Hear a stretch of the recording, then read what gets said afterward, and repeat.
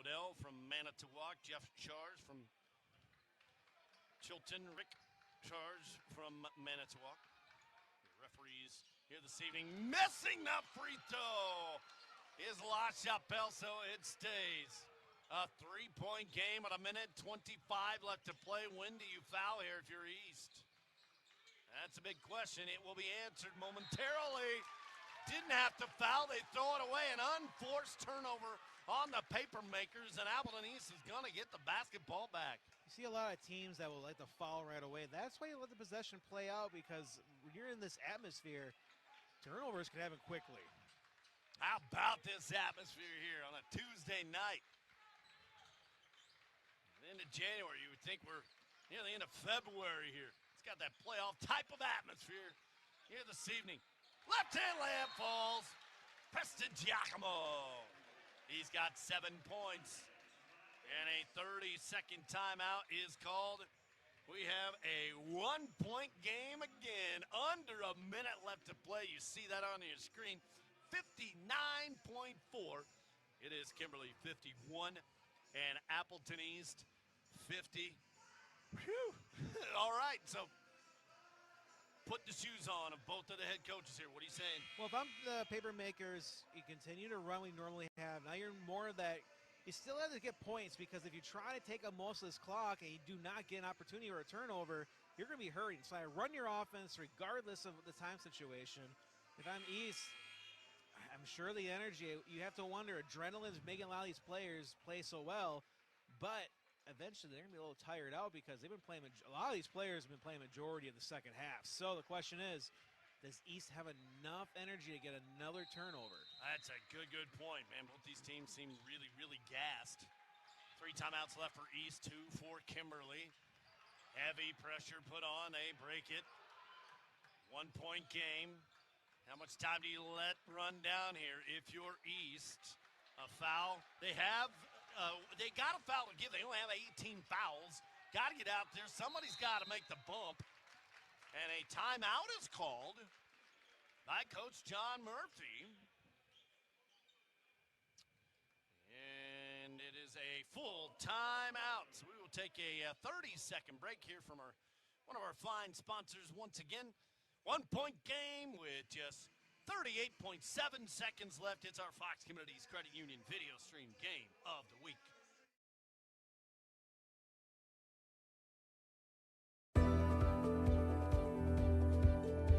A century is made up of minutes, but more importantly, of moments.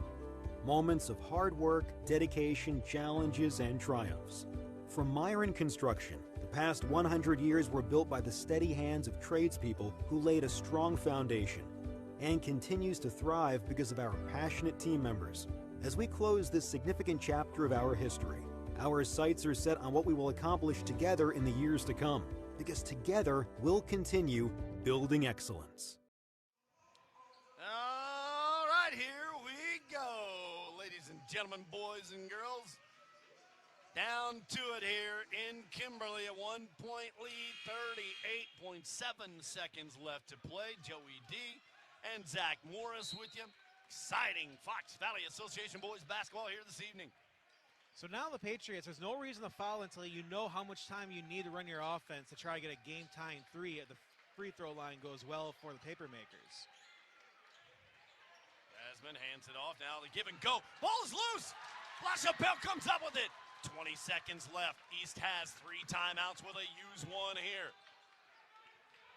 15 left. La Chapelle puts the number 1 up in the air. Here's Glazer under 10 left to play. La Chapelle in the corner. Got to try and maybe draw the foul here. The give and go. Kyle for 3. Got it! Tyson Kyle. Bingo for Tyson. And Appleton East has the lead with under a second left to play. 53-51.6 showing on the clock. My goodness. This is March Madness in January, Zach.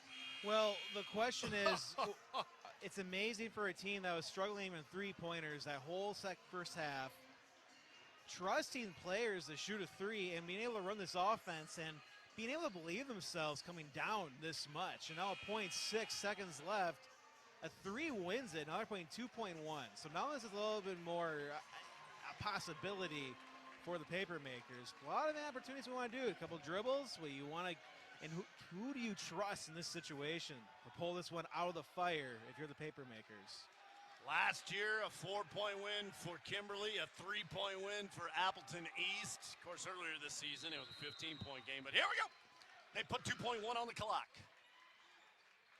And it comes to beat. Crosses midcourt. Shot is too late, and that's going to do it. What a comeback.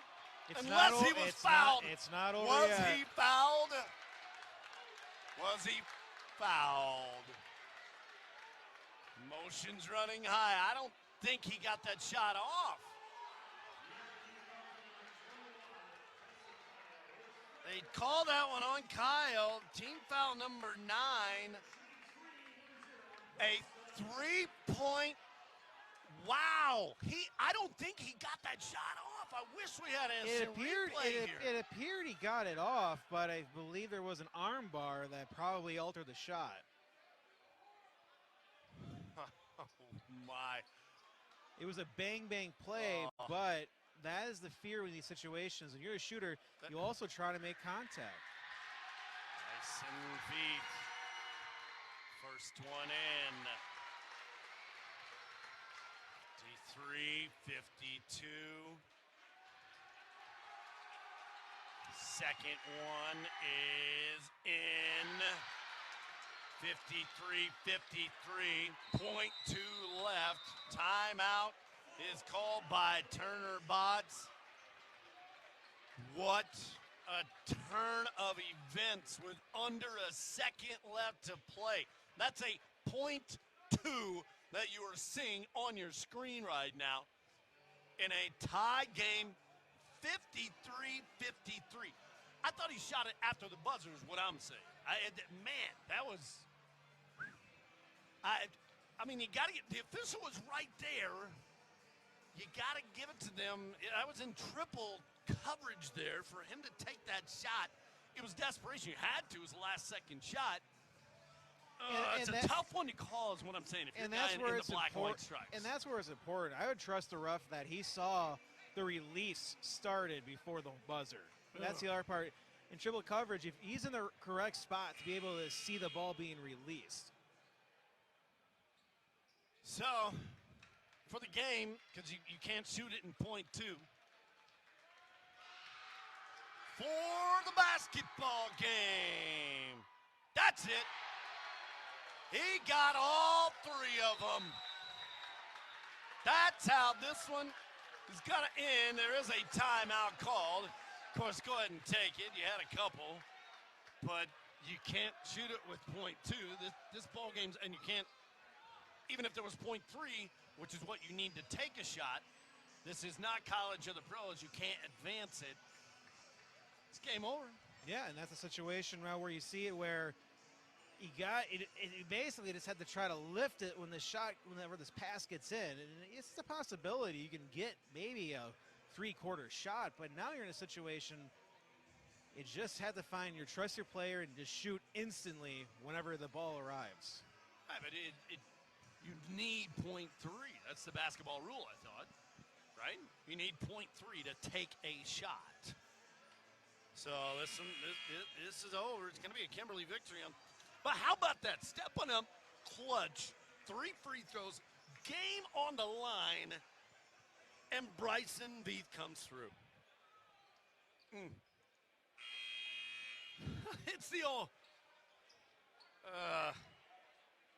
The taste of victory and the agony and defeat. We witnessed that within a matter of a second right there. And it hits one of the banners, one of the many banners here at Kimberly High School. So, I don't know if I've ever seen that. What do you do here? Is it just a redo? Or is that's a held ball. I don't know what the rules are. That's just like it getting stuck in the rim there, so it's a held ball. Kimberly gets the basketball back. And, of course, Turner Botts wants to take a timeout. Hey, use it or lose it. Both teams have used up all of their timeouts, so I did not know that rule. Now I do. It's a held ball. Alternating possession. Kimberly will get the basketball back on the interference from one of the many championship banners here. Man, just walking up and down the hallways here at Kimberly, it is just amazing to look at all the gold, the silvers, the different sports too. It's like every single sport. They just reload year after year. I guess this year could be considered a little bit of a down year for the boys basketball team, but hey, they're fighting through, and again, without Seth Myron, their leading scorer, ankle sprain a couple of games ago against Kakana, but they have been fighting through that. And here on the verge of going 9-5, 7-4 in the Fox Valley Association. They will get the basketball with .2 showing. We shouldn't pop up the final there yet. There we go. Now I can pop up the final. There it is, your final score. And now we have a whistle and a little discussion on what the heck is going on. Foul. Must have been before. They're going to call that on Glazer. I need to just stop popping up that final because officially it's not final. There. And so we'll have Nathan Wiles to shoot. He misses only his previous attempt here. That was team foul number 10, so it's 2 shots for Wilds. This is the longest .2 seconds in the history of the sport. Makes the first one. Wilds will have another one just to add to his totals here. We got jinxed by putting up the final score a little too early. Rebound, and that will do it. It was one heck of a comeback by Appleton East, but on a last-second three-pointer, they foul, and all three free throws are made by Veith, and the Papermakers win this one tonight by a score of 55-53. Joey D and Zach Morris back with you here. There, now I can finally put up the final. I put it up a couple times thinking this game was over, but it wasn't. What an exciting game. And that's what it was. I mean, that's what it was. It was a game that went either way, especially in the last minute. And it's just being able to make the right play at the right time. We saw that with East making the three-point shot. And as for Kimberly, controversial as it may be, it still got the call their way and able to win it at the free throw line. So doing a great job to be able to find a way to win that one. And this is a game that will benefit both programs in the long run. So for the third time in 4 games, it came right down to the wire. Again, earlier this year, 2 weeks ago, as a matter of fact, it was 75-51. But last year, 82-78, 82-79. Not as high scoring for this one. In fact, got off to a really slow start. It took both teams about 4 or 5 minutes to even score a basket in this one. Then they got things going. Was a 15-point game at the half. East down by 22 at one point. Came clawing back, had the lead until the very final moments in this one. And your final score, 55-53. So that'll do it for us here this evening. Our next broadcast, it will be a girls' game, and it says January 10th, but I don't think that is correct. But East and Kakana will be going at it.